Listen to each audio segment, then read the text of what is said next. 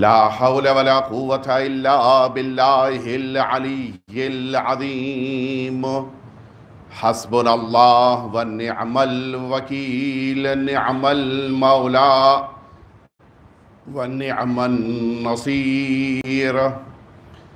أعوذ بالله من الشيطان الرجيم بسم الله الرحمن الرحيم الحمد لله رب العالمين ثم الصلاة والسلام والتحية والإكرام على سيد الأنبياء والمرسلين سيدنا ومولانا أبي القاسم محمد اللهم صلى الله عليه وعلى أهل بيته الأطيبين الأنجبين لا سيما الإمام المبين بقية الله في الأرضين أرواحنا وأرواح العالمين لتراب مقدمه الفداء واللعنة الدائمة الباقية على أعدائهم أجمعين أما بعد فقد قال رسول الله صلى الله عليه وآله إن الحسين مصباح الهدى وسفينة النجاة صلوات اللهم صل على اذان محترم اس سے قبل کی مجلس کا آغاز ہوا آپ سبھی حضرات سے بس ادب التماس ہے کہ ایک دفعہ سورہ حمد اور 3 دفعہ سورہ توحید کی تلاوت فرما کے مرحوم و مغفور حاجی غلام حیدر حاجی حسین علی رتنانی مرحوم حاجی حسین علی محمد علی صبور رتنانی مرحومہ نور بانو بائی بنت جیوراج گانگجی مرحومہ حیا فاطمہ بنت غلام حیدر مرحوم حاجی اکبر علی غلام حسین گھی والا مرحومہ خیر النساء بنت محمد علی مرحوم غلام محمد حاجی حسین علی مرحومہ معصومہ بنت محمد علی مرحومہ راضیہ بنت حاجی حسین علی مرحوم الطاف حسین علی منی ان کے علاوہ رتنانی فیملی گھی والا فیملی ریکسلو family Varsi family Dhanji family Amiri family اس کے تمام مرحومین اور کل مؤمنین اور مؤمنات کی ارواح کو ایصال فرما دیں بسم اللہ الرحمن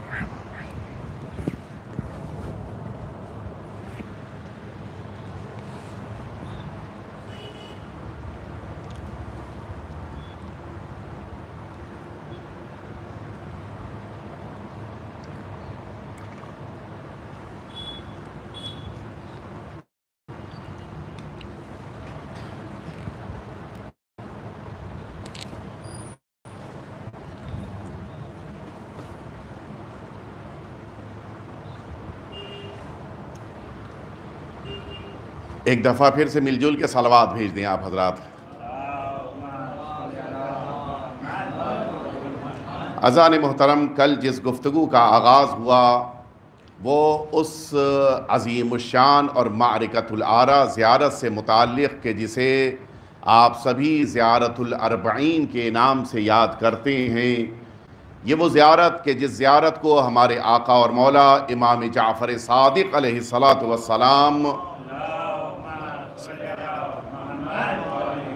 مولا نے جس زیارت کو تعلیم فرمایا صفوان کوفی کے لیے صفوان کوفی مولا کے اصحاب میں ہیں اور بڑا محترمانہ درجہ امام کے نزدیک جناب صفوان کا ہے مولا نے فرمایا صفوان سے کہ جس موقع کے اوپر میرے جد کی زیارت کرنے کے لیے سرزمین کربلا پہنچو تو 40 کے موقع پر یوں امام کو خطاب کرو اور اس لیے یہ زیارت بڑی اہمیت رکھتی ہے کہ معصوم نے معصوم سے سلام کرتے ہوئے جو ان کی توصیف اور ان کی عظمت کو بیان کیا ہے اسے سمجھنے سے انسان کو اس امام کی معرفت ملتی ہے کہ جن کی بارگاہ میں ان کلمات کو ادا کر رہا ہے ظاہر ہے معصوم کو غیر معصوم نہیں پہچان سکتا مکمل طور پہ صرف معصوم کی معرفت معصوم کے پاس ہوتی ہے لہٰذا اگر اس معرفت کے مد نظر کوئی جملہ امام معصوم کی زبان پر کسی دوسرے معصوم کے لیے جاری ہو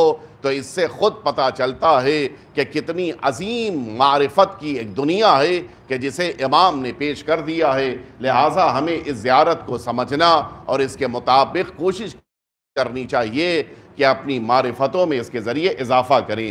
مولا فرماتے ہیں السلام علی ولی اللہ، اور اس کے بعد جملہ ہے وحبیبہ، پروردگار کی طرف سے سلام ہو اس ذات پر کہ جو اللہ کا ولی ہے اور اللہ کا حبیب ہے۔ یہاں پر دو کلمات کو استعمال کیا جن میں سے ایک کی وضاحت ابھی اور دوسرے کی وضاحت بعد میں آئے گی۔ اس کے بعد مولا فرماتے ہیں السلام علی خلیل اللہ والنجیب، سلام ہو اس ذات پر کہ جو اللہ کا خلیل ہے اور اللہ کا نجیب ہے۔ فرمایا السلام علی صفی اللہ وابن صفیہ، سلام ہو اس ذات پر جو اللہ کا صفی ہے اور اللہ کے صفی کا بیٹا ہے۔ اس کے بعد اگلا جملہ السلام علی الحسین المظلوم الشہید، سلام ہو اس حسین پر کہ جو مظلوم بھی ہیں شہید بھی ہیں۔ یہاں پر امام نے امام حسین صلوات اللہ وسلام علیہ سے متعلق یہ اللہم صلی علی محمد وآلہ، یہ 5 صفتوں کا تذکرہ کیا ہے، جن میں سب سے پہلی صفت یہ ہے کہ سرکار سید الشہداء اللہ کے ولی ہیں۔ اس کے بعد دوسرا جملہ یہ ہے کہ سرکار سید الشہداء کو پروردگار نے حبیب اللہ یعنی اللہ کا حبیب بنایا ہے، اللہ کا دوست بنایا ہے۔ تیسری صفت کے جس کا ذکر کیا وہ السلام علی خلیل اللہ، یعنی سرکار سید الشہداء کو مولا نے اللہ کا خلیل قرار دیا ہے۔ حبیب اور خلیل میں فرق ہے کہ جس کی وضاحت ابھی آپ کی خدمت میں عرض کروں گا۔ اس کے بعد اگلا جملہ یہ ہے کہ وَنَجِيبِ، آپ اللہ کے منتخب ہیں، اللہ نے آپ کو چنا ہے۔ اور اس کے بعد فرمایا اگلا جملہ السلام علی صفی اللہ وابن صفیہ، وہ ذات کے جس کو اللہ نے منتخب کر لیا وہ امام حسین کی ذات ہے۔ یہ القاب آپ کے سامنے عرض کیے، اگر آپ غور کریں ان القاب میں 3 لقب آپ کے سامنے اصل طور پہ آئے ہیں کہ جن میں سے ایک لقب ہے اللہ کا حبیب ہونا، دوسرا لقب ہے اللہ کا خلیل ہونا، تیسرا لقب ہے اللہ کا صفی ہونا۔ اور یہ تینوں وہ القاب ہیں کہ جنہیں آپ ایک اور زیارت پڑھتے ہیں، اور اس زیارت کی طرف توجہ اس لیے ضروری ہے کہ اگر اس زیارت کے فقرے کو آپ کے سامنے نہ لایا جائے تو پھر یہ تینوں القاب آپ کے لیے واضح کیا جانا ممکن نہیں رہ جائے گا۔ ایک اور زیارت آپ پڑھتے ہیں، زیارت وارثہ۔ اس زیارت میں آپ جملہ کہتے ہیں کہ السلام علی آدم صفی اللہ، وہاں پر جناب آدم کا وارث قرار دیا سرکار سید الشہداء کو۔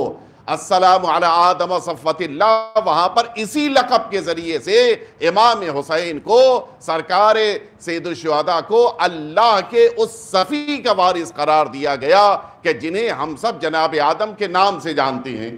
السلام علی ابراہیم خلیل اللہ، وہاں پر السلام علی وارث ابراہیم خلیل اللہ، وہاں پر امام حسین کو جناب ابراہیم کا وارث کہا گیا کہ جو خود اللہ کے خلیل ہیں۔ السلام علی وارث محمد حبیب اللہ، ہم سب کا سلام ہو اس ذات پر کہ جو پیغمبر اسلام کے وارث ہیں کہ جن کا لقب حبیب اللہ ہے۔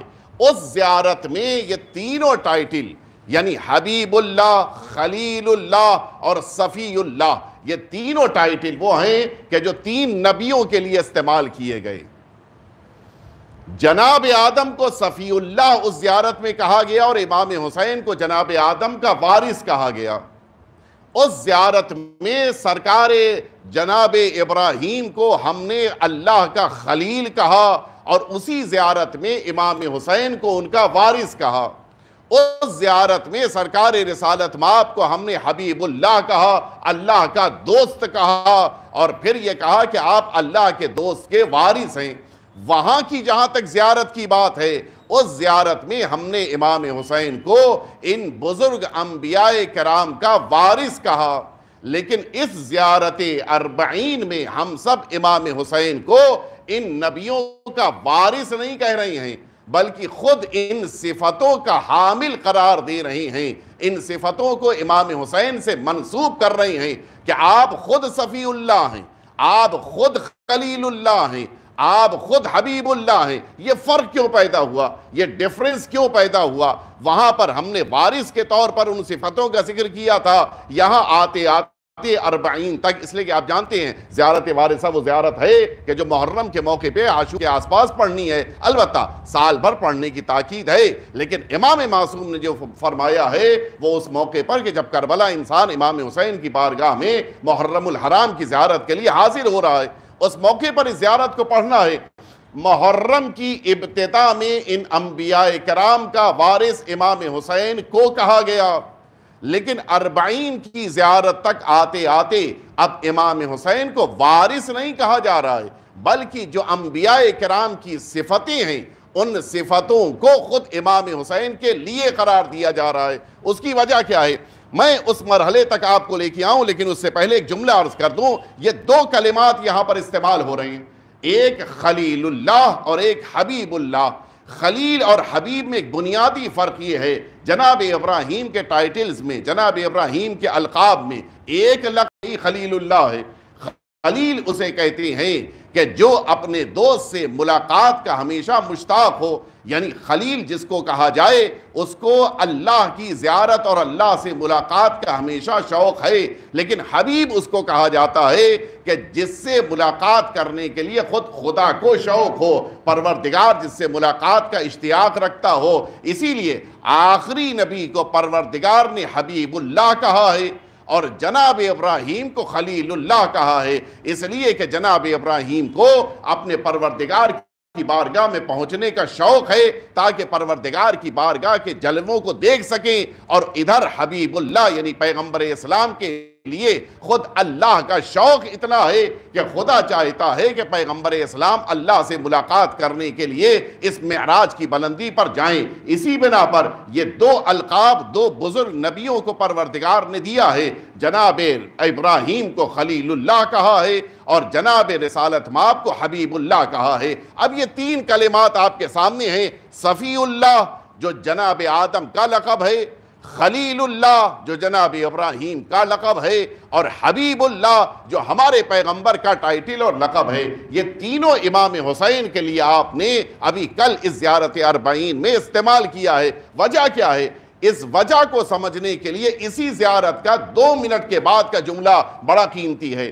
آپ جیسے ہی زیارت آگے بڑھتی ہے، خطاب کر زیارت 40 میں خطاب کرتے ہیں کہ اے میرے پروردگار وجعلتہ سیدا من السادہ، یہ شاید کل یا پرسوں اس کی وضاحت آپ کے سامنے آئے گی کہ اے میرے پروردگار تو نے سرکار سید الشہداء کو سرداروں کے درمیان سردار بنایا ہے۔ وہ انشاءاللہ گفتگو آپ کے سامنے آئے گی، اور فوراً اس کے بعد وَأَعْطَيْتَهُ مَوَارِيثَ الْأَنْبِيَاءِ، اے میرے پروردگار تو نے امام حسین کو وہ تمام میراث جو انبیاء کی تھی، وہ ساری میراث تو نے اے پروردگار امام حسین کے حوالے کر دی۔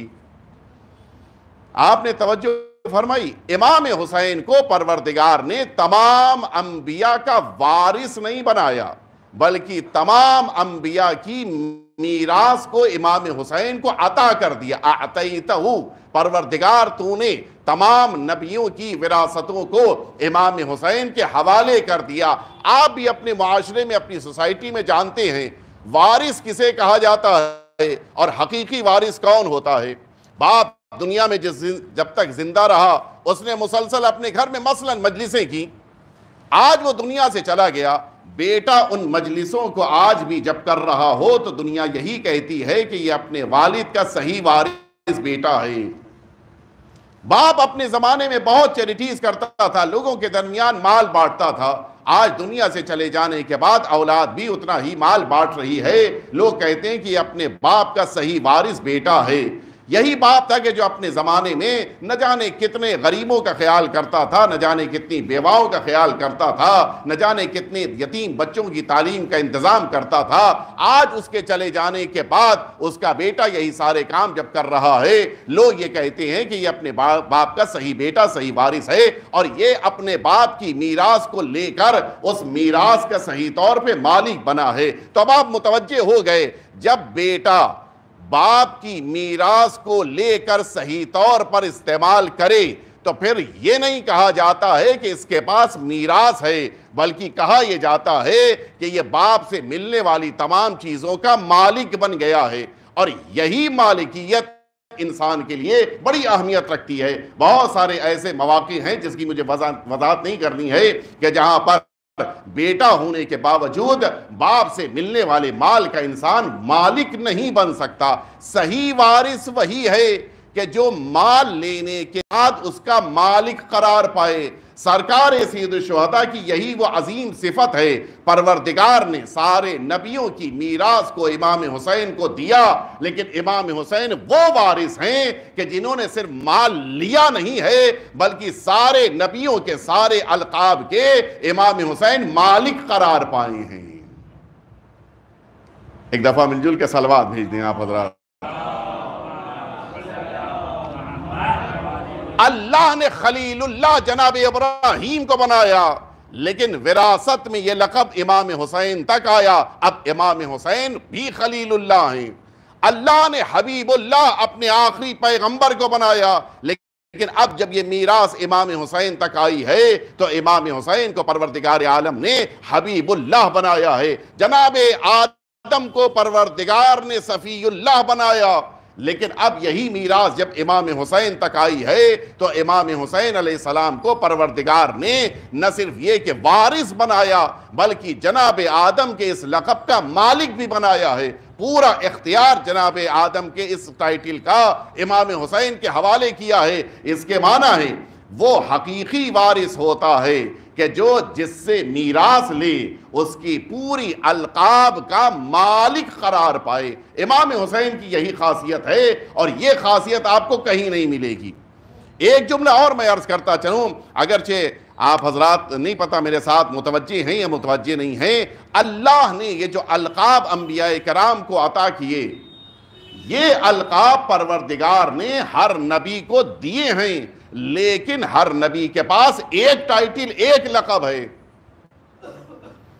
جناب آدم صفی اللہ ہیں لیکن خلیل اللہ نہیں ہیں۔ جناب ابراہیم خلیل اللہ ہیں لیکن صفی اللہ نہیں ہیں۔ جناب رسالت مآب کو پروردگار نے سارے نبیوں کے القاب دیے ہیں لیکن بنایا ہے حبیب اللہ۔ آپ کے لیے یہی لقب استعمال کیا جائے گا، بقیہ نبیوں کے جو القاب ہیں آپ کے پاس ہیں لیکن استعمال نہیں ہوں گے۔ سارے نبیوں کو پروردگار نے ایک ایک لقب دیا اور اسی کی بنا پر نبیوں کو فضیلت اور عظمت دیا۔ ہماری جان قربان ہو جائے امام حسین پر، نبیوں کو ایک ایک لقب دیا ہے، حسین کو سارے نبیوں کا لقب عطا کر دیا ہے۔ ایک دفعہ اور مل جل کے صلوات بھیج دیں آپ حضرات۔ یہ وہ زیارت اربعین کا فقرہ ہے کہ جس پر واقعاً ہمیں غور کرنا چاہیے۔ یہ آپ کو کہیں اور نہیں ملے گا۔ یہ عجیب فقرے ہیں سرکار سید الشہداء کے کہ جنہیں پروردگار عالم نے اتنی عظمت عطا کی ہے، اور اسی لیے میں نے شروع ہی میں یہ بات آپ کے ذہنوں تک پہنچا دی۔ بہت سی ایسی زیارتیں ہیں کہ جو زیارتیں معصوم کی بارگاہ سے ہم تک نہیں آئی ہیں، لیکن بہرحال بہت محترم ہے، بہت اچھی ہیں۔ یہ وہ زیارت اربعین ہے کہ جسے خود امام معصوم نے تعلیم فرمایا ہے۔ لسان معصوم پر جاری ہونے والی زیارت کو معصورہ کہا جاتا ہے۔ معصورہ یعنی وہ کہ جس کو معصوم بیان کیا ہو اور جس کے بارے میں کوئی شبہ، کوئی خدشہ انسان کے ذہن میں پیدا نہ ہو۔ اللہ نے اس زیارت کو امام حسین کے لیے بڑا اہم قرار دیا ہے۔ ایک لفظ تھا کہ جہاں سے گفتگو کا آغاز ہوا تھا۔ ایک دفعہ اور مل جل کے سلام دیں تو فقرہ عرض کروں میں آپ کی خدمت میں۔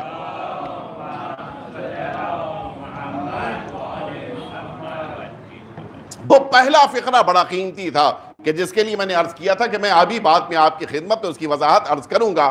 وہ فقرہ تھا السلام علی ولی اللہ۔ سب سے زیادہ اہم جملہ ان ساری زیارت کے فقروں میں یہی ایک فقرہ ہے۔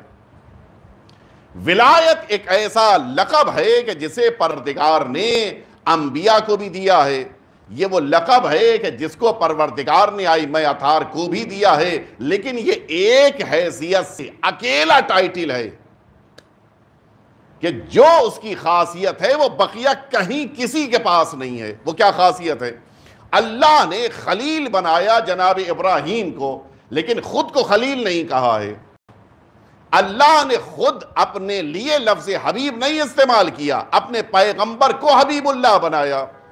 اللہ نے خود کو صفی نہیں کہا ہے، جناب آدم کو صفی اللہ بنایا۔ توجہ فرما رہے ہیں آپ؟ لیکن ایک لقب ہے ولی کا، یہ وہ لقب ہے کہ جسے پروردگار نے نہ صرف یہ کہ ائمہ اطہار کو دیا، نہ صرف یہ کہ اپنے آخری پیغمبر کو دیا، بلکہ یہی لفظ ولی ہے کہ جسے پروردگار نے خود اپنے لیے بھی استعمال کیا۔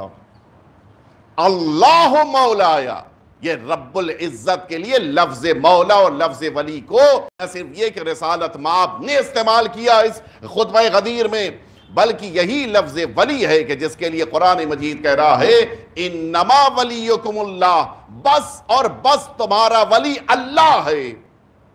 اور بہت بڑی بات ہے، جس لقب کو اللہ اپنے لیے استعمال کرے اس لقب کو امام حسین کے لیے استعمال کر رہا ہے۔ جو لقب کی عظمت اللہ کی نگاہ میں ولی کی ہے، اس کے مطابق اب آپ ذرا غور کریں کہ اللہ نے امام حسین کو اس درجے اور رتبے پر قرار دیا ہے، اور یہ وہ ولایت ہے کہ جو دنیا میں بقیہ کسی ایک بھی غیر معصوم کے پاس آپ کو نہیں مل سکتی۔ دنیا میں کوئی کتنا بھی بڑا ہو جائے وہ ولی نہیں ہو سکتا۔ ولی اس معنی میں کہ جس معنی میں اللہ ولی ہے، ولی اس معنی میں جس معنی میں رسول اللہ ولی ہیں، ولی اس معنی میں کہ جس معنی میں ائمہ اطہار ولی ہیں، اس معنی میں دنیا میں کوئی ولی نہیں ہو سکتا۔ یہ ولی وہ لقب ہے کہ جو صرف اور صرف ان کے پاس آ سکتا ہے جنہیں پروردگار نے صاحب عصمت بنایا ہے۔ اگر کوئی معصوم نہیں ہے تو پھر وہ ولی نہیں ہو سکتا۔ آپ اسے کچھ بھی کہیں، آپ بہت بڑے پیر ہیں، بہت بڑے اللہ والے ہیں، بہت خدا رسیدہ ہیں، بڑی کرامتیں ہیں، بڑے جلوے ہیں، بڑے ان کے ہاتھ سے بہت سارے کام حل ہوتے ہیں، کچھ بھی کہہ لیں، ولی اللہ نہیں کہہ سکتے آپ۔ ولی اللہ کہنے کے لیے معصوم ہونا شرط ہے۔ اب یہاں پر رک کر میں ایک جملہ عرض کر دوں، ہمارے بعض برادران شاید ہو سکتا ہے کہ ذہن میں تصور پیدا ہو رہا ہو کہ جس موقع کے اوپر بچی کی شادی ہو رہی ہے، بچی کی شادی میں ایک اجازت بڑی ضروری ہے۔ وہ کون سی اجازت؟ اس کے ولی کی، باپ کی اجازت، دادا کی اجازت ضروری ہے۔ بغیر ولی کی اجازت کے ایک اس بچی کی شادی کے جو پہلی شادی کر رہی ہے، کنواری بچی ہے، شادی کی بغیر اجازت کے ممکن نہیں ہے۔ یہ لفظ ولی تو وہاں بھی آتا ہے۔ ایک بچہ ہے 10-11 سال کا اور شاید کسی وجہ سے اس کے پاس بڑا مال آ گیا، اب یہ کہا گیا کہ اس بچے کے مال کو استعمال کرنے کا کسی کو حق نہیں ہے، صرف ولی استعمال کر سکتا ہے۔ ولی کون ہے؟ باپ ہے اس کا، تو ولی لفظ تو وہاں بھی آیا۔ یا کبھی کبھی آپ نے یہ لفظ سنا ہوگا، یہ لفظ ولی گھر کے بڑے کے لیے بھی استعمال ہوتا ہے۔ وہاں پہ بھی لفظ آیا ہے کہ جس کو گھر میں ماہ مبارک رمضان کے مکمل ہو جانے کے بعد فطرہ دینا ہے وہ گھر کا ولی ہونا چاہیے۔ یہ ولی لفظ وہاں بھی آیا ہے۔ بسا اوقات بعض روایتوں میں خود شوہر کو بھی اپنی زوجہ کے لیے ولی کہا گیا ہے۔ تو یہ ولی لفظ تو غیر معصوم کے لیے استعمال ہوتا ہے، لیکن ایک چیز ذہن میں رکھیے گا، وہ ولی اللہ کہ جنہیں اللہ منصب کے طور پہ ولی بناتا ہے وہ اور ہیں، اور یہ جو دنیا کے مختلف لوگوں کے درمیان ولی پائے جاتے ہیں یہ الگ ہیں۔ بنیادی فرق کیا ہے؟ وہ جو ولی ہے لوگوں کے درمیان، بیٹی کی شادی کے موقع پہ ولی کی اجازت ضروری ہے، بچے کے مال کو خرچ کرنے کے لیے ولی کی اجازت ضروری ہے، یہ جو بہت سارے موقع پر ولی لفظ استعمال ہوتا ہے یہ ولایت شرعی ہے، یعنی شریعت نے یہ ولایت دی ہے۔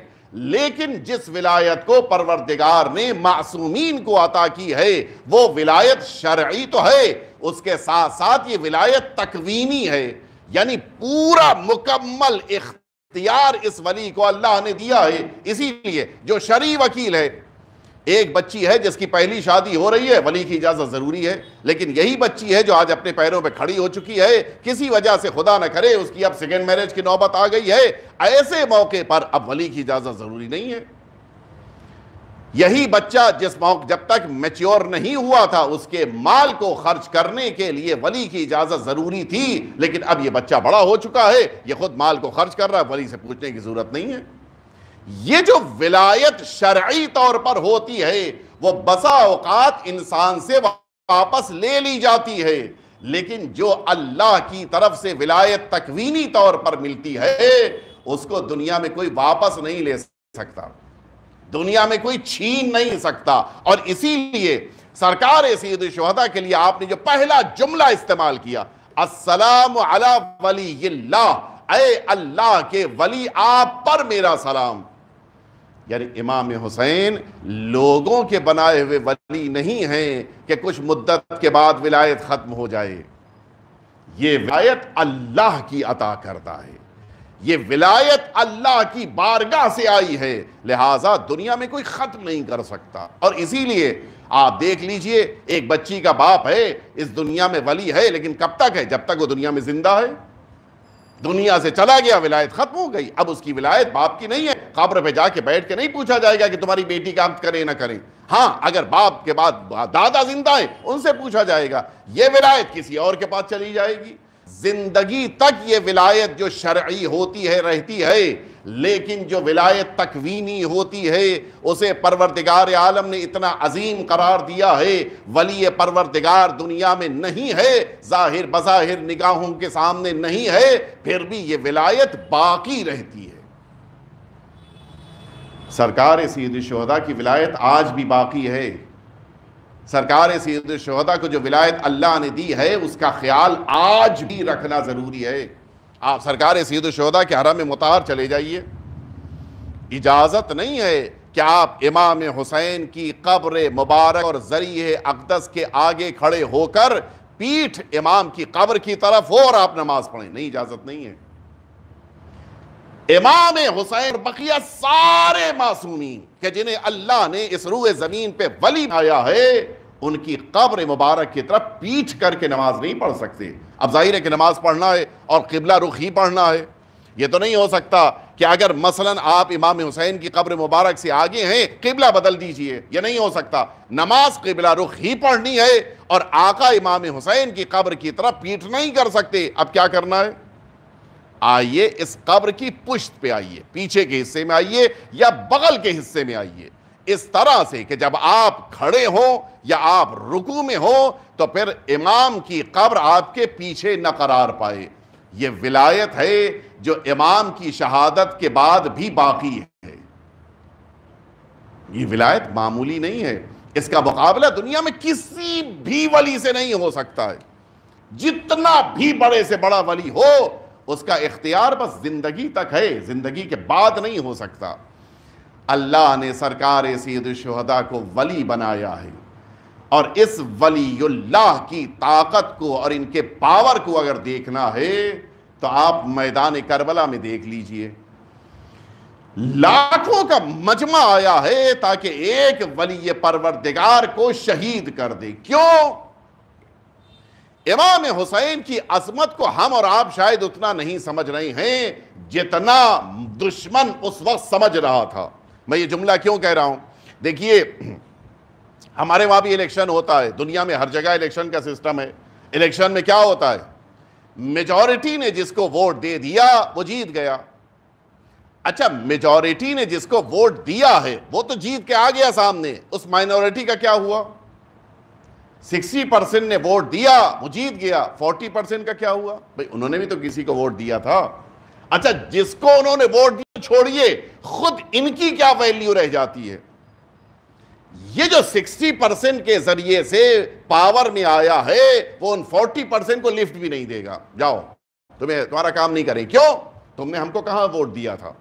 اچھا، اگر یہ ریشیو اور کم ہوتا جائے، 70% کا ایک آدمی جیت گیا، 30% نے ووٹ نہیں دیا، اب تو اور زیادہ کیئر نہیں کرے گا ان لوگوں کی جنہوں نے ووٹ نہیں دیا تھا۔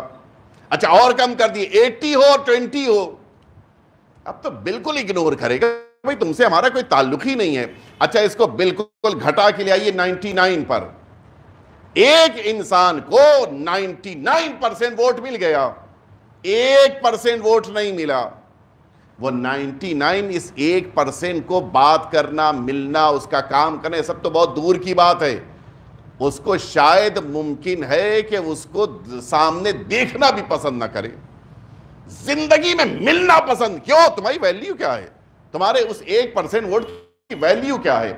دنیا میں جس کو میجورٹی مل جاتی ہے وہ مائنورٹی کو پھر ویلیو نہیں دیتا، اس کو کوئی اہمیت نہیں دیتا، کوئی وقت نہیں دیتا.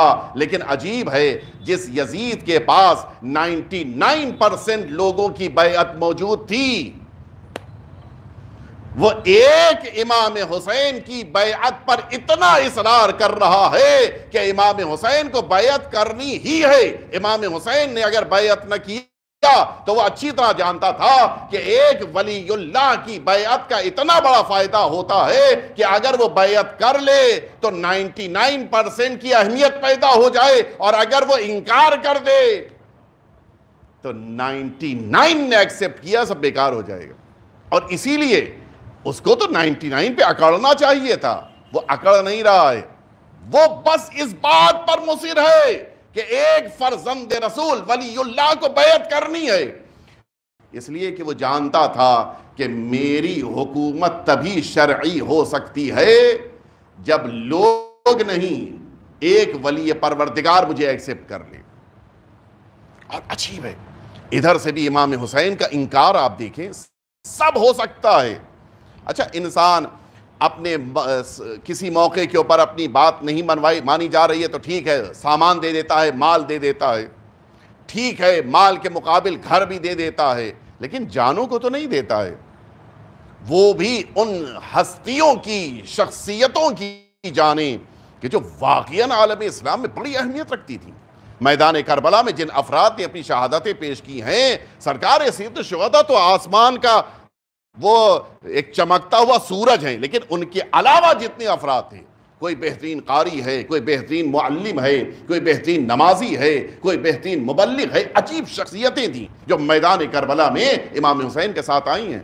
امام حسین نے سب کی شہادتوں کو قبول کر لیا لیکن بیعت کو قبول نہیں کیا. کیوں؟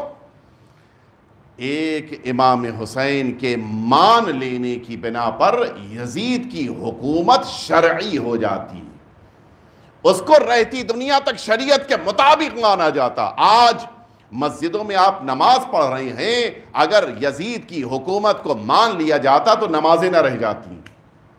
آج آپ قرآن مجید پڑھ رہے ہیں، اگر یزید آج پاور میں اس کی بات کو مان لیا جاتا یہ قرآن باقی نہ رہ جاتا. یہ اذانیں دی جا رہی ہیں، یزید کو مان لیا جاتا تو پھر یہ اذانیں نہ رہ جاتی. ان ساری چیزوں کو اگر زندگی دی ہے تو ایک ولی اللہ کے انکار نے زندگی دی ہے. عجیب ہے، دنیا سوچتی ہے کہ اقرار سے چیزوں کو بچایا جاتا ہے، حسین نے انکار سے ان تمام چیزوں کو بچایا ہے. دنیا سوچتی ہے کہ جان بچ جائے تو دنیا بچ جاتی ہے، امام حسین نے جان دے کر دنیا کو زندگی دی ہے. دنیا سوچتی ہے کہ جس کی گردن پہ چھری چل جائے وہ ہار جاتا ہے اور جو چھری چلاتا ہے وہ جیت جاتا ہے. امام حسین نے جنہوں نے چھری چلائی تھی انہیں ہرا دیا، اپنی گردن کو کٹوا کے اپنی فتح کا اعلان کروا دیا. یہ دنیا کا پورا نظام ہے کہ جس کو اگر کوئی چینج کر سکتا ہے تو صرف ولی پروردگار چینج کر سکتا ہے. اور اسی لیے آپ دیکھیں میدان کربلا میں سرکار سید الشہداء کی بارگاہ، ساری دنیا میں کوئی بارگاہ ایسی نہیں ہے کہ جہاں پر آپ پہنچنے کے بعد یہ اختیار رکھتے ہوں کہ اپنی نمازیں جو قصر ہیں انہیں پوری پڑھ سکیں. آپ 3 شہر ہیں اور ایک بارگاہ ہے، مکہ، مدینہ اور یہ کوفہ، یہ 3 شہر ہیں. ان 3 شہروں میں اجازت ہے اور ایک چوتھی جگہ کے جہاں پر نماز کے پوری پڑھنے کی اجازت ہے وہ خود آقا کی بارگاہ ہے. اس کو کہتے ہیں ولی پروردگار.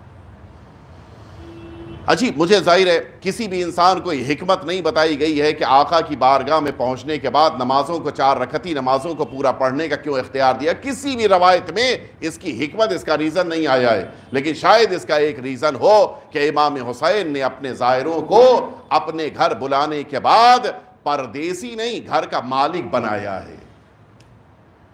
آؤ میرے گھر میں آؤ، تو اب میرے گھر میں آنے کے بعد تمہیں اختیار ہے، چاہو تو نماز پوری پڑھو اور اختیار ہے کہ چاہو تو نماز قصر پڑھو۔ یہ عجیب ہے۔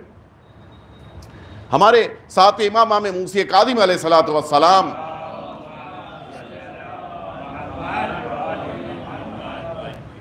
مولا کی روایت ہے، میری شہادت کے بعد میری خاک اہمیت رکھتی ہے، لیکن میری مٹی کا، میری قبر کی مٹی کا کھانا جائز نہیں ہے۔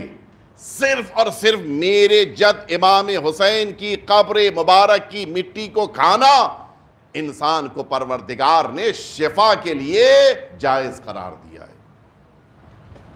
مٹی کھا کر کوئی انسان شفا پا لے یہ کوئی سوچ بھی نہیں سکتا، اسی لیے مٹی کے کھانے کی اجازت نہیں ہے، لیکن اگر اجازت ہے تو صرف امام حسین کی بارگاہ، یہ ہے وہ ولی اللہ کہ جن کو پروردگار نے یہ رتبہ دیا ہے۔ سرکار سید الشہداء کی بارگاہ انسانوں کے لیے وہ عظیم پناہ گاہ ہے کہ جس بارگاہ میں پہنچنے کے بعد انسانوں کو محسوس ہوتا ہے کہ حقیقتاً میرے پروردگار نے مجھے وہ شرف، مجھے وہ عزت دی ہے کہ جو شرف اور عزت دنیا میں کہیں اور نہیں مل سکتا۔ دنیا کے نہ جانے کہاں کہاں سے افراد، کس قوم کس ملت کے افراد امام حسین کی بارگاہ میں آتے ہیں، اور آنے کے بعد ایسا لگتا ہے کہ یہ سب امام حسین کو اس طرح سے خراج عقیدت پیش کر رہے ہیں جیسے صرف اور صرف امام حسین انہی کے ہیں۔ وہ واقعہ شاید آپ نے سنا ہوگا کہ جس میں وہ بصرے کا رہنے والا انسان اسی سرزمین کربلا پر اس منظر کو دیکھ رہا تھا کہ کس طرح سے مختلف قومیں، مختلف افراد، مختلف لوگ اپنی اپنی زبانوں میں آ کر امام حسین کی بارگاہ میں خراج عقیدت پیش کر رہے ہیں۔ واقعہ میں عرض کیے دیتا ہوں اس انسان کا واقعہ کہ جسے مرحوم شیخ بہائی علیہ رحمت والرضوان نے اپنے اسی کشکول میں جس کا ذکر کیا ہے، اسی بصرے کا رہنے والا وہ انسان، آپ جانتے ہیں شیخ بہائی عالم اسلام کے، صرف عالم شیعیت کے نہیں بلکہ عالم اسلام کے بہت ہی مایہ ناز عالم دین گزرے ہیں۔ مختلف شخصیتیں تھیں کہ جو آپ کے درس میں آ کر بیٹھتی تھیں اور ہر ایک یہ کہتا ہوا نکلتا تھا کہ میں نے شیخ بہائی کے جیسا عالم نہیں دیکھا آج تک۔ عجیب شخصیت تھی۔ اور آپ کو شاید تعجب ہوگا، بہت سے ایسے میدان ہوتے ہیں کہ جن میدانوں میں انسان کے لیے آگے بڑھنا اپنے میدان کے ساتھ مشکل ہوتا ہے، لیکن تعجب ہے دنیا کے بڑے سائنسدانوں میں ایک شمار کیے جاتے ہیں شیخ بہائی علیہ رحمہ۔ فقہ کے میدان میں مجتہد تھے، مرجع تھے، اور ادھر یہ عالم تھا سائنس کے میدان میں بھی ان کا جواب نہیں تھا۔ بہرحال اس بحث مجھے نہیں جانا ہے۔ انہوں نے اپنی اس کتاب کشکول میں واقعہ لکھا ہے اس بصرے کے رہنے والے کا کہ جو اپنے زندگی کے آخری پڑاؤ میں اس نے یہ سوچا کہ اب میں تجارت کر چکا ہوں، اب چلوں کسی بڑے شہر میں تجارت کی جائے۔ بصرہ آپ جانتے ہیں کہ یہ سمندر اور دریا کے کنارے ہے، اور وہاں اس نے اپنا سارا تجارتی مال اپنی کشتی میں رکھا اور یہ نکل پڑا بغداد کی طرف کہ چلوں اب میرا سارا تجارتی کام جو ہوگا وہ بغداد میں ہوگا۔ لیکن اس زمانے میں چوریاں اور ڈاکے بہت زیادہ پڑتے تھے، خاص طور سے یہ پانی کے سفر میں لوٹنے کا بہت بڑا خطرہ رہتا تھا۔ یہ انسان جس موقع کے اوپر راستے میں یہ عیسائی مذہب کا تھا، یہ ذہن میں رہے، شروع میں عرض کر دوں تاکہ وہ آخر کے جملے تک پہنچتے پہنچتے آپ کا ذہن متوجہ رہے، عیسائی مذہب کا تھا۔ جس موقع کے اوپر راستے میں اس پہ حملہ ہوا اور ڈاکوؤں نے اس کو لوٹا، سارا سامان لوٹ لیا اور اس کو اتنا مارا، اتنا زخمی کیا کہ وہ یہ سمجھے کہ اب یہ مر گیا ہے۔ سارے جتنے اس کے خادم تھے سب کو مار دیا گیا، اس کو بھی اتنا مارا تھا کہ وہ سمجھے تھے کہ مر گیا ہے۔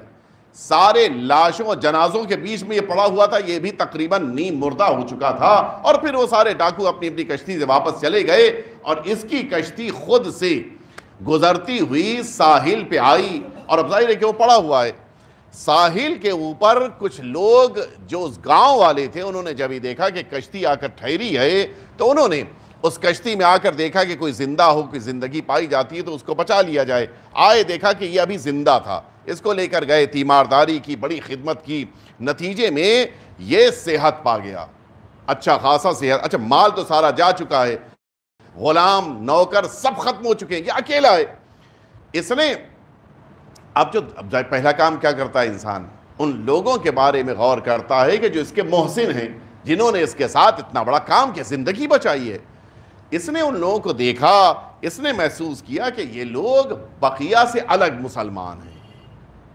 ان کا طریقہ، رہن سہن، بولنے کا انداز، حتیٰ خطاب کرنے کا انداز الگ طرح کا تھا، بڑا احترام، بڑے عجیب اور اچھے محبت کے انداز میں۔ ایک دن اس نے اس علاقے کے جو سردار سے، جو سردار ہی کا مہمان تھے اتفاق سے، جو اس گاؤں کا، اس علاقے کا سردار تھا، اسی کے گھر میں اس کو رکایا گیا تھا، اس نے اس سے پوچھ لیا، یہ بتاؤ کہ تم لوگ کس مذہب کے ہو؟ اس لیے کہ تمہارا انداز بقیہ سے الگ ہے، بڑے اخلاق والے دکھ رہے ہو، تمہارا طریقہ کار بہت اچھا ہے، تمہارا اٹھنا بیٹھنا، آنا جانا، کھانا پینا سب بقیہ سے بالکل محترمانہ ہے، تم لوگ کس قوم کے ہو؟ اس نے ایک جواب دیا، اس نے کہا کہ ہم مسلمان ہیں، اور مسلمانوں کے درمیان ہم رسالت مآب کے اہل بیت اطہار کے چاہنے والے ہیں، اور یہ امت ہمیں شیعہ کہتی ہے۔ اچھا، یہ لفظ پہلے بھی سن چکا تھا، اس لیے کہ بصرے کا رہنے والا تھا، اس کو بصرے کے لوگوں کے بارے میں پتا تھا۔ بصرے میں اس زمانے میں آبادی آدھی تھی، آج تو ماشاءاللہ سے اس آبادی میں بصرے میں تقریباً سارے اپنے چاہنے والے اہل بیت اطہار کے موجود ہیں۔ اس زمانے میں بصرے کی آبادی آدھی تھی، یہ جانتا تھا شیعوں کے بارے میں، لیکن ان کا اخلاق کچھ بالکل عجیب لگ رہا تھا اس کو، یہاں تک کہ اچھا اب اس کی ہمت نہیں ہے کہ اب آپ خود سوچیں، جو اتنے دن سے خدمت کر رہا ہے، اس کی سروس دے رہا ہے، اس کو کھانے اچھے اچھے کھلا رہا ہے، اس سے کیسے کہے کہ میں تمہارے مذہب کا نہیں ہوں؟ ایک دن اس نے کہا، بڑی ہمت جٹائی، اس نے اس سردار سے کہا کہ جانتے ہو میں کس مذہب کا ہوں؟ بڑی ہمت کے ساتھ، ڈرتے ڈرتے کہ اگر میں نے کہہ دیا تو آج ہی مجھے گاؤں سے نکال دیا جائے گا۔ اس سردار نے عجیب جواب دیا، اس نے کہا مجھ سے اس سے تعلق نہیں ہے کہ تم کس مذہب کی ہو، بس ہم اتنا جانتے ہیں کہ تم انسان ہو، ہم جن اہل بیت کو چاہتے ہیں ان کا درس، ان کی تعلیمات میں ہے کہ انسانوں کے خدمت گزار بنو، ہمیں مذہب اور مسلک سے تعلق نہیں۔ اور یہ جذبہ آپ کو نجف سے کربلا کے درمیان دکھائی دے گا، یہ جذبہ آپ کو وہاں پوچھتے نہیں ہیں، وہاں کے اوپر بیانہ نہیں لگائے کہ صرف اور صرف شیعہ اثنا عشری آئیں گے، نہیں، بقیہ مسلک اور مذہب والے بھی آتے ہیں، ان کی بھی خدمت ہوتی ہے، کبھی نہیں پوچھا جاتا کہ آپ کس مذہب کے ہیں۔ اس نے بڑی ہمت کی، اب جب یہ جملہ کہا تو اس نے جب سردار نے جملہ کہا تو اس نے بتایا کہ میں تو عیسائی مذہب کا ہوں، اور میں عیسائی مذہب کا بڑا پابند ہوں، بڑا پکا ہوں، پختہ ہوں۔ کہا ٹھیک، کوئی فرق نہیں پڑتا، تم اپنے مذہب کے مطابق زندگی گزارو، ہم اپنے مذہب کے مطابق۔ دھیرے دھیرے اب اس نے دیکھا کہ پورا گاؤں ہے کہ جو سفر کی تیاری کر رہا ہے۔ اچھا، اتنے دن گزر گئے تھے کہ اب اس کا دل لگنے لگا تھا اس گاؤں میں، گاؤں والوں کے ساتھ اٹھنا بیٹھنا اسے اچھا لگنے لگا تھا، خاص طور سے وہ سردار کے جس کے گھر میں ہی رہتا تھا، اس سے تو بہت گہری دوستی اس کی ہو گئی تھی۔ اس نے دیکھا کہ پورا گاؤں تیاری کر رہا ہے، اس نے سردار سے پوچھا خیر یہ سب کہاں جانے والے ہیں؟ کہا یہی نہیں، میں بھی جا رہا ہوں۔ کہاں جا رہے ہو؟ کہ ہم شیعوں کے لیے غدیر کی زیارت جو نجف اشرف کی ہے بڑی اہمیت رکھتی ہے، ہمیں زیارت پہ جانا ہے، ہم غدیر کی زیارت کرنے نجف اشرف جا رہے ہیں۔ اس نے کہا میں بھی چلوں گا۔ اس سردار نے کہا تمہارا وہاں کیا کام ہے؟ ہم لوگ تو عقیدت اور محبت میں، تم کس کام کے لیے جاؤ گے؟ کہا نہیں، بس تمہاری محبت میں، تمہارے ساتھ چلوں گا۔ کہا چلو ٹھیک ہے۔ نجف آ گئے یہ لوگ، یہاں تک کہ زیارت نجف کی مکمل ہوئی، 22-24 تاریخ آ گئی۔ اب یہ قافلہ 2 حصوں میں بٹ گیا، کچھ ایسے تھے کہ جو اپنے اس گاؤں، اس علاقے واپس جا رہے تھے جو بصرے اور بغداد کے درمیان کا گاؤں تھا، اور کچھ ایسے تھے کہ جو اب اسی کربلا کی طرف زیارت کے لیے آگے بڑھ رہے تھے۔ اس نے سردار سے پوچھا کہ تم کس کے ساتھ ہو؟ کربلا جانے والوں کے ساتھ ہو یا اپنے وطن جانے والوں کے ساتھ؟ سردار نے کہا دیکھو یہ تو نہیں ہو سکتا کہ میں نجف تک آؤں اور کربلا زیارت پہ نہ جاؤں، میں تو جاؤں گا کربلا زیارت کرنے۔ اس نے کہا کہ اگر تم کربلا جاؤ گے تو میں بھی جاؤں گا۔ کبھی یہ تو نہیں، اچھا یہ سارے وہ شہر تھے کہ چونکہ ایک عراقی تھا، اس کے سارے شہروں کے نام پتہ تھے۔ کبھی کربلا میں بھی جاؤں گا، کربلا جا کے کیا کرو؟ کہا جہاں تم جا رہے ہو۔ کبھی ہم تو اس لیے جا رہے ہیں کہ ہمارے امام ہیں اور ہم لوگ پیدل چلتے ہوئے سختیوں کے ساتھ جائیں گے، تم کس لیے جاؤ گے؟ کہا مجھے یہ برداشت ہے، تمہارے ساتھ رہنا بس مجھے گوارا ہے، مجھے اس سے مطلب نہیں ہے کہ تم مجھے گھوڑے پہ بٹھاؤ گے، اونٹ پر بٹھاؤ گے، سواری دو گے یا پیدل چلاؤ گے، مجھ سے اس سے مطلب نہیں، میں تمہارے ساتھ چلوں گا۔ یہاں تک کہ یہ سب نجف اشرف سے تقریباً 27-28 تاریخ تھی، یہ لوگ نکلے اور کربلائے معلیٰ پہنچے۔ کربلا جس موقع پہ یہ لوگ اس راستے سے آئے تھے، آپ حضرات باخبر ہیں کہ یہ راستہ کہ جو آج یہ مشی کے لیے، واکنگ کے لیے رکھا گیا ہے، یہ راستہ سیدھا راستہ ہے، اور یہ وہ راستہ ہے کہ جس راستے کے اوپر بڑے آرام کے ساتھ آپ گزر لیتے ہیں۔ یہ تقریباً کچھ 100 کلومیٹر کے آس پاس ہے، لیکن ایک وہ اصل راستہ کہ جس سے گزشتہ زمانے سے جایا جاتا تھا، یہ وہ راستہ تھا کہ جو راستہ اہل حرم کو اسیر کر کے کوفے لایا گیا تھا، وہ راستہ ہے۔ یہ نہر فرات کے کنارے سے گزرتا ہے اور کافی لمبا راستہ ہے یہ۔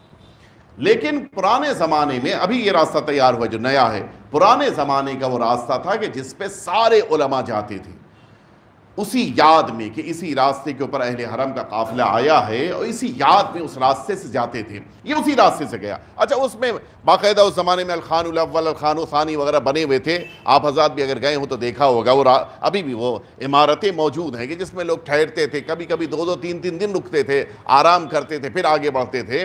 اس طرح سے یہ لوگ آرام کرتے، رکتے، ٹھہرتے، پہنچے کربلائے معلیٰ تو شب عاشور آ چکی تھی۔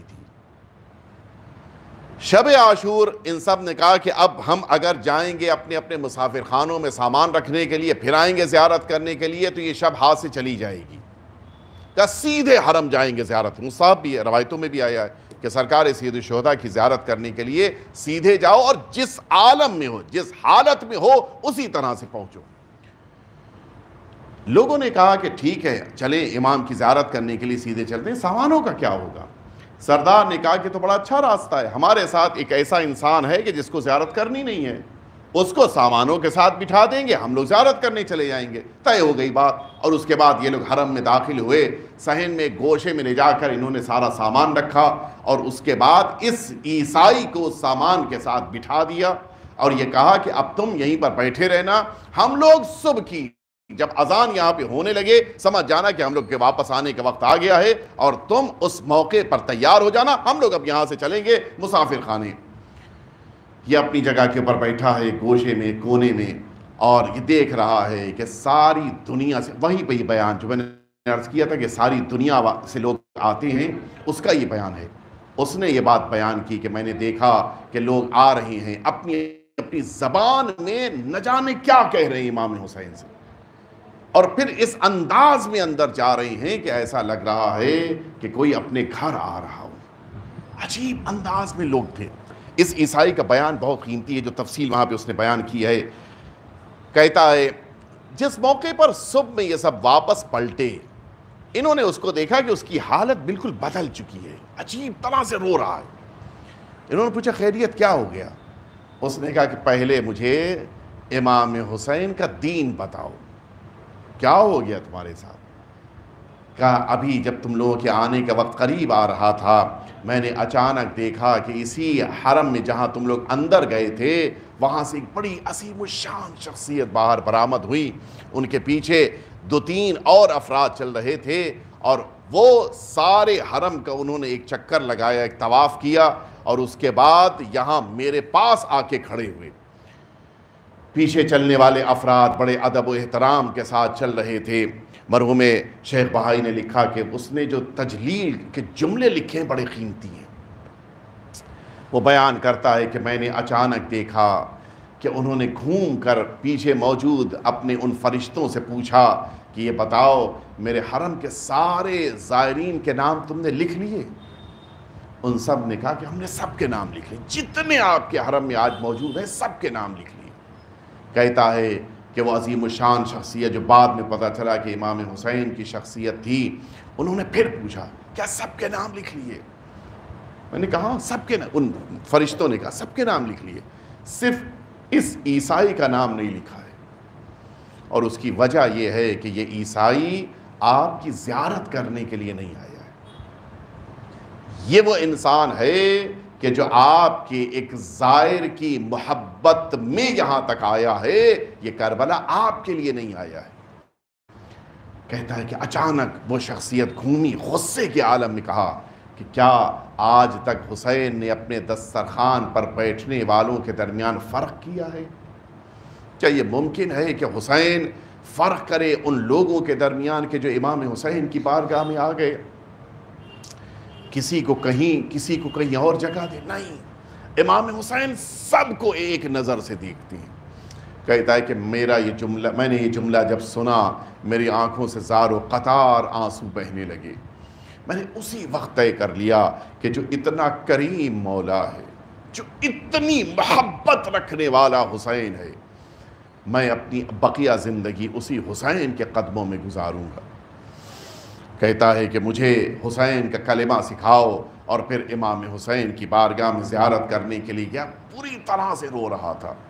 ہاں یقیناً امام حسین کریم ہیں، اللہ کے وہ ولی ہیں کہ جو اپنی بارگاہ میں آنے والوں کے درمیان کبھی فرق نہیں کرتے۔ حسین نے ہمیشہ ہر ایک کو اپنا بنایا ہے۔ وہ تو حسین اتنے کریم ہیں کہ اگر دشمن بھی آ گیا تو اس دشمن کو بھی حسین نے پانی پلایا ہے۔ جس موقع کے اوپر غر لشکر لے کے آیا تھا، یہ دشمن کا لشکر تھا، لیکن حسین کا کرم اتنا ہے کہ اپنے اس دشمن کو بھی حسین پانی پلا رہے ہیں۔ اور پھر عالم یہ ہے، آج یہی امام حسین کی بارگاہ ہے کہ جس بارگاہ میں دوست اور ندو جتنے بھی افراد ہیں وہ آتے ہیں اور امام حسین کے دسترخوان پر بیٹھتے ہیں۔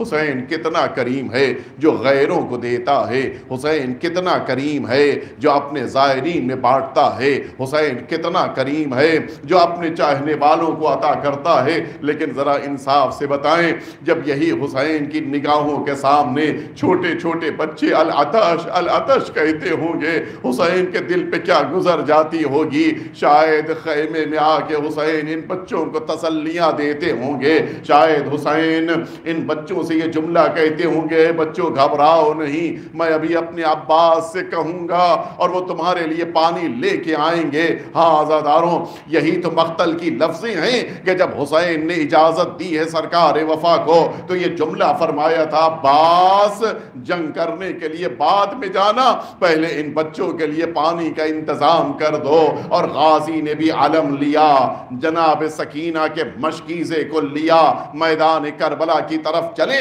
یہ مشکیزے میں بندھا، مشکیزہ جو علم میں بندھا تھا، یہ دشمن کو خبر دے رہا تھا کہ غازی جنگ کرنے نہیں آئے ہیں، لیکن ہاں یہ دشمنوں پر روب اتنا تھا کہ کوئی غازی کے قریب آنے پہ تیار نہیں تھا۔ غازی نے مشکیزے کو پانی سے بھرا، میدان کربلا سے واپس خیمے کی طرف پلٹے، لیکن اب دشمنوں نے چھپ چھپ کے حملے کرنے شروع کر دیے۔ عالم یہ ہے کہ پہلے دایاں بازو قلم ہوا، غازی نے مشکیزے اور علم کو بائیں ہاتھ میں لیا، اب جو بایاں بازو بھی قلم ہوا، غازی نے مشکیزے کو اپنے دہن میں رکھا، لیکن اب جو فضاؤں میں سنسناتا ہوا تیر چلا اور اس مشکیزے میں پیوست ہوا، غازی کی ساری امیدیں ٹوٹ گئیں۔ غازی نے اپنے گھوڑے کو گھمایا اور دوبارہ نہر فرات کی طرف جا رہے ہیں، لیکن عجیب عالم ہے، یہ علم جو ٹھنڈا ہوا، یہ علم جو زمین پہ گرا، ادھر بچیوں کا عالم یہ ہے، ایک عجیب کیفیت ہے، میرا چچا تو پانی لینے گیا تھا، یہ علم زمین پہ کیوں گر گیا ہے؟ لیکن اب جب حسین نے آگے بڑھ کے علم کو دوبارہ اٹھایا، پھر امیدیں پیدا ہو گئی کہ پھر میرا غازی، پھر میرا چچا واپس آ رہا ہے۔ لیکن اب جو خیمے میں علم آیا اور اس علم کے ساتھ چھدا ہوا مشکیزہ بھی تھا، ان ننھے بچوں کی ساری امیدیں ٹوٹ گئیں، بچوں نے خود کو مشکیزے پہ گرا دیا۔ اے میرے چچا، ہمیں پانی نہیں چاہیے، آپ واپس آ جائیں تو سکینہ کو سکون مل جائے گا۔ الا لعنت اللہ علی القوم الظالمین وسیعلم الذین ظلموا ای منقلب ینقلبون الہی بحق الزہراء وأبيها وبعلها وبنيها والسر المستودع فيها أن تصلي على محمد وآل محمد۔ پروردگار ہم سبھی کے آقا اور مولا کے ظہور میں تعجیل فرما، پروردگار ہم سبھی کو حضرت کے خدمت گزاروں میں شمار فرما، پروردگار وہ تمام افراد جو امام حسین کی زیارت کے لیے گئے ہیں ان کی زیارتوں کو قبول فرما، پروردگار جو زیارتوں پر نہیں جا سکے ان سبھی کو زیارت کی توفیق عطا فرما۔ اس دنیا میں امام حسین کی زیارت اور میدان محشر میں شفاعت نصیب فرما۔ پروردگار جن مرحومین کے اصال ثواب کی مجلس منعقد ہوئی ہے ان سبھی کے درجات کو بلند سے بلند تر فرما، اور ان تمام مرحومین کو امام حسین کا مہمان قرار فرما۔ ربنا تقبل منا انک انت السمیع العلیم۔